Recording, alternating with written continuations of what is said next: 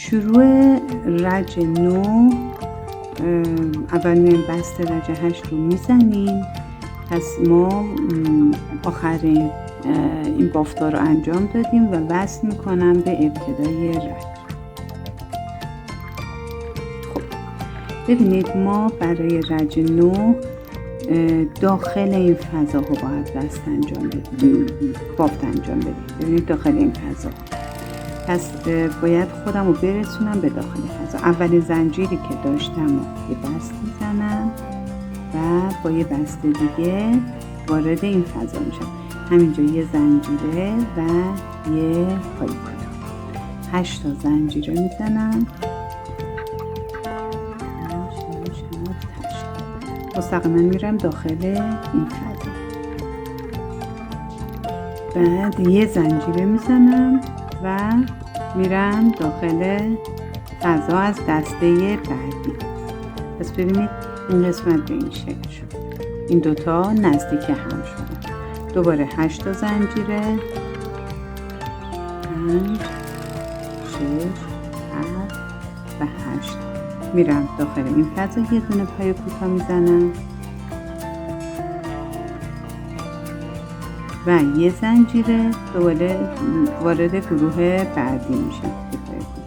پس این کناریا به هم دیگه نزدیک میشن و اینایی که داخل یه مجموعه بودن با 8 تا زنجیر به هم وصل میشن. 1 2 3 4 5 6 7 چون نخ مکروم است مال من یه مقدار بافت سخت شده، ولی برای شما اگه مرسریزه استفاده کنید یا مکرومه نازکتر، بافتتون به راحتی انجام میشه. پس ببینید بافتمون به این شکل شد. این دوتا نزدیک هم میشن و دوتای یه گروه با 8 تا زنجیره به هم وصل میشن.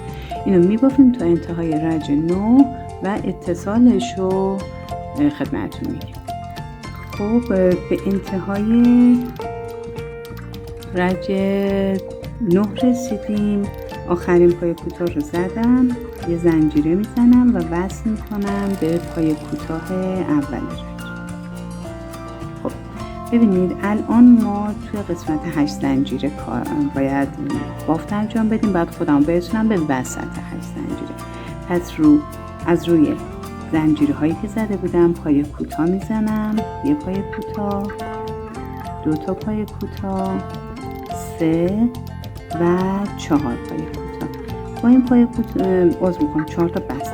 با این بستا ما میرسیم به وسط 8 زنجیره. یه زنجیره میزنیم، یه پای کوتاه میزنیم و این رج به این صورته که 12 تا زنجیره میزنم، پای کوتاه، 12 تا زنجیره پای کوتاه. یعنی کل رج تا انتهای رج همینه. 1 2 3 4 5 6 7 8 9 10 11 12. میرم تو 8 زنجیره بعدی یه پای کوتاه میزنم. دوباره 12 تا زنجیره، 4 5 6 7 8 9 10 11 12. تو 8 زنجیره بعدی یه پای کوتاه. به همین ترتیب ادامه بدید تا انتهای رج 10. خب به انتهای رج 10 رسیدیم. من آخرین 12 زنجیره رو زدم و وصل میکنم به پای کوتاه ابتدای رج. خب برای شروع رج 11 ما تو این فضاهای 12 زنجیره باید بافت انجام بدیم. پس من با یه بست وارد این فضا میشم، یه زنجیره میزنم و حالا داخل این فضای 12 زنجیره باید 8 تا پای کوتاه، 3 تا زنجیره و 8 تا پای کوتاه ببافم. پس شروع میکنیم 8 تا پای کوتاه. 1 2 3 4 5 6 7 و 8 پای کوتاه، 3 تا زنجیره و دوباره توی همین فضا 8 تا پای کوتاه دیگه می‌بافم. 2 3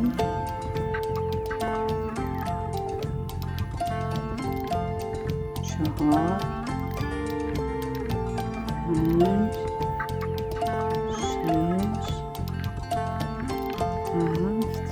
و 8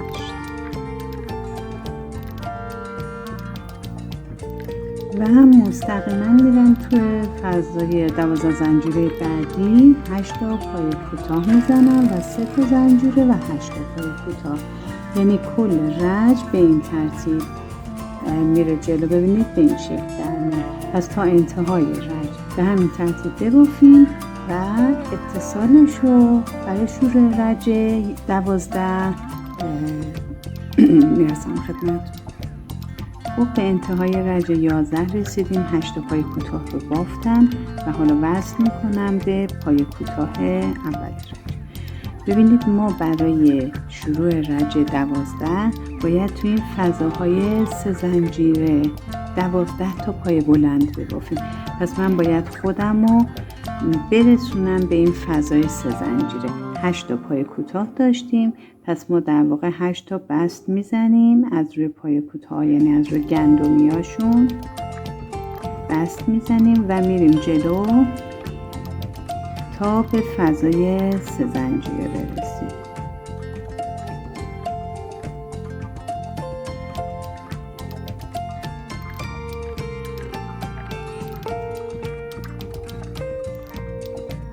و رفتم الان داخل فضای 3 زنجیره.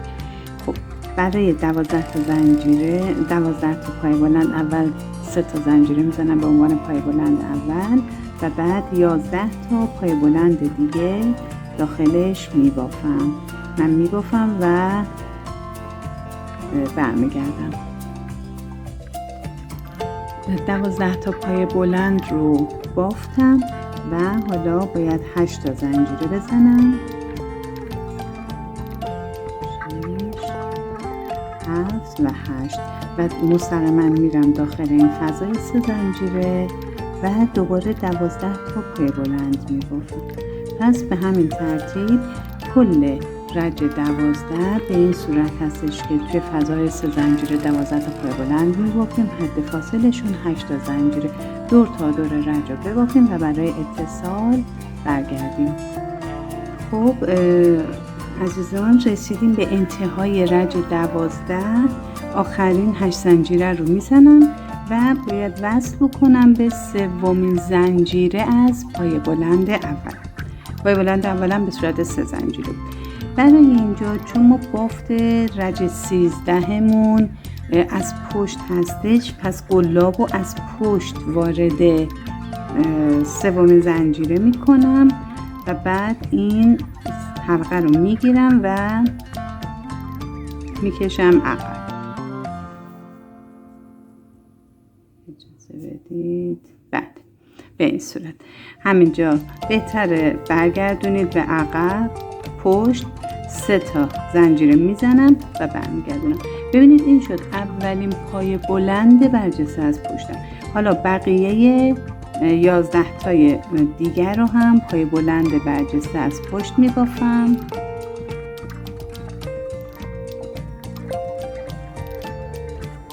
من این 12 تا رو میبافم و انتهای کار رو نشون میدم. بعد از اینکه 12 پای بلند برجسته از پشت رو بافتم، یه زنجیره میزنم و توی این قسمت 8 زنجیره یه پای کوتاه میزنم و حالا ببینید روی، اگه خوب دیده بشه، روی این پای کوتاه من باید 2 تا پای سوبل نیمه ببافم و با هم ادغام کنم. پس من باید 3 تا نخ دور قلابم بندازم. به این صورت قلابو میندازم دور پای کوتاه چند ردیف قبل و پای سوبل نیمه میبافم، یعنی تمام نخها رو کور نمی کنم، این نخ رو نگه میدارم. پای سوبل بعدی دوباره قلابو دور همون پای کوتاه و پای سوبل نیمه. ببینید الان 3 تا نخ دور قلاب اینو با هم یکی به این صورت. بعد دوباره تو همون فضای 8 زنجیره میام یه دونه پای کوتاه میزنم، یه دونه زنجیره میزنم و دوباره دور میرسیم به ابتدای کار. دور تمام این 12 پای بلند باید 12 تا پای بلند برجسته از پشت ببافیم و تا انتهای رج این کار رو ادامه میدیم. برای اتصال رج 13 میرسیم که ادامه کار رو انجام بدیم. خب به انتهای رج 13 رسیدیم. من آخرین پای کوتاه رو بافتم، یه زنجیره زدم و بست میزنم روی سومین، بست میزنم رو همین قسمت اولین پای بلندم. خب برای رج 14 ما باید روی تمام این پای بلندهای برجسته از پشت پای بلند برجسته از پشت ببافیم با حد فاصله 1 زنجیره، ولی تفاوتش اینه که اولین پای بلند و آخرین پای بلند رو نمی بافیم. ما 12 تا پای بلند داشتیم، حالا 10 تا پای بلند رو باید ببافیم. پس من اولی رو رها میکنم، یه بست میزنم، میرم نزدیک پای بلند دوم و حالا پای بلند برجسته از پشت اول رو میتونم البته به صورت 3 تا زنجیره پای بلند برجسته از پشت، این میشه اولین پای بلند برجسته از پشت و یه زنجیره اضافی و پای بلندهای بعدی رو به صورت معمولی که پای بلند میبافیم برجسته از پشت ببافیم. این الان شد سومین پای بلند برجسته از پشت و این چهارم یه زنجیره. ببینید ما اولین پای بلند رو نبافتیم، اینو باید دقت داشته باشیم. خب ببینید من 4 تا پای بلند برجسته از پشت بافتم، این دوتا رو به صورت ادغام باید ببافم، یعنی به صورت 2 تا پای بلند نیمه برجسته از پشت ببافم و ادغام کنم. پس به این صورت یه پای بلند برجسته از پشت نیمه میبافم، نگه میدارم و بعدی رو هم به صورت نیمه میبافم. 3 تا نخ دور قلابمه، یکی میبافم و یه زنجیره. دوباره 4 تای دیگر رو به صورت پای بلند برجسته از پشت با حد فاصله 1 زنجیره میبافم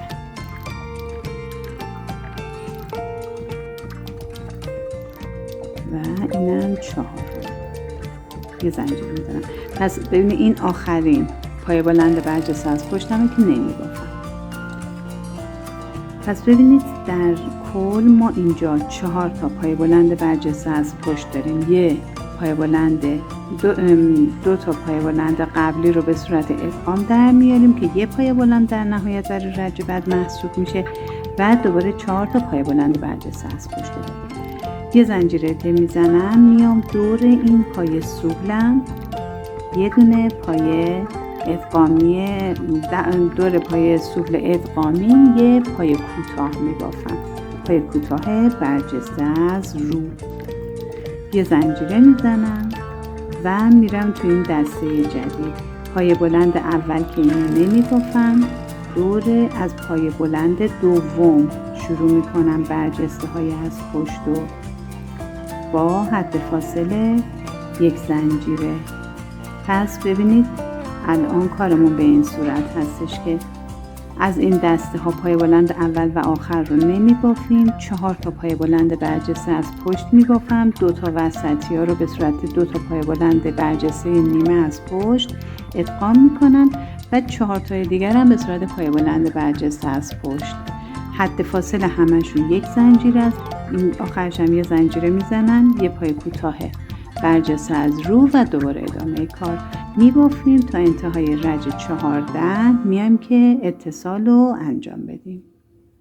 خب به انتهای رج 14 رسیدیم. آخرین پای کوتاه رو زدم، یه زنجیره زدم، وصل میکنم به سومین زنجیره از پایه بلند اول. برای شروع رج 15 ما باید پایه های دوبل نیمه ادغامی روی هر پایه‌ای ببافیم. من برای اینکه بیام روی پایه یه بست از رو میزنم.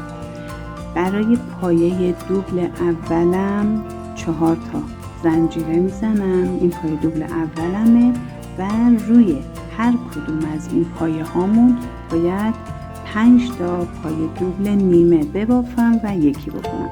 من چون نخ مکرمم کلفته 4 تا پایه دوبل نیمه میبافم.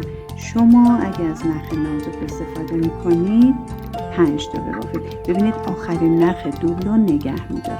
پس این شد الان اولی و دومی پایه دوبل نیمه سوم و پایه دوبل نیمه چهارم. گفتم شما اگه نختون نازکه بهتره 5 تا پایه دوبل نیمه بزنید. بعد اینا رو با هم یکی میکنیم. بعد میایم تو فضای بین 2 تا پایه بلندای برجسته از پشت که داشتیم یه تک زنجیره داشتیم دیگه. تو فضای تک زنجیره یه پایه کوتاه میزنیم.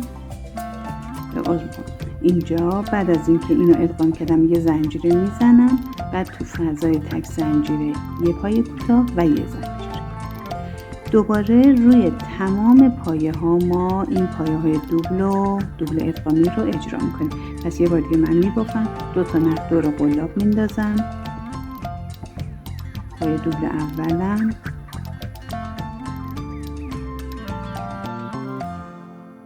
پایه دوبل نیمه دوم، مرحله آخرش رو پر نمی کنم و نگه میدارم. پایه دوبل سوم و پایه دوبل چهارم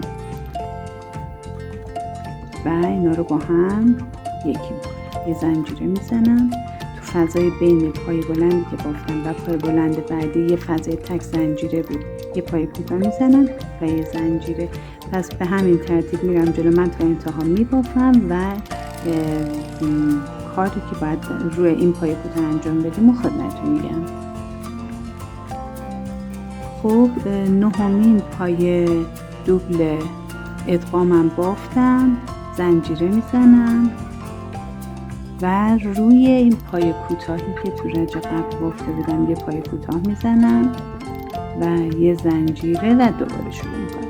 ببینید توی این دسته هایی که ما داریم اگه دقت کنید 4 تا پایه بلند بود، یه پایه ادغامی و 4 تا، یعنی در نهایت شما باید 9 تا از این پایه ادغامی رو ببافید و همین کار رو ادامه میدیم تا آخر رج برای اتصال برمیگردیم.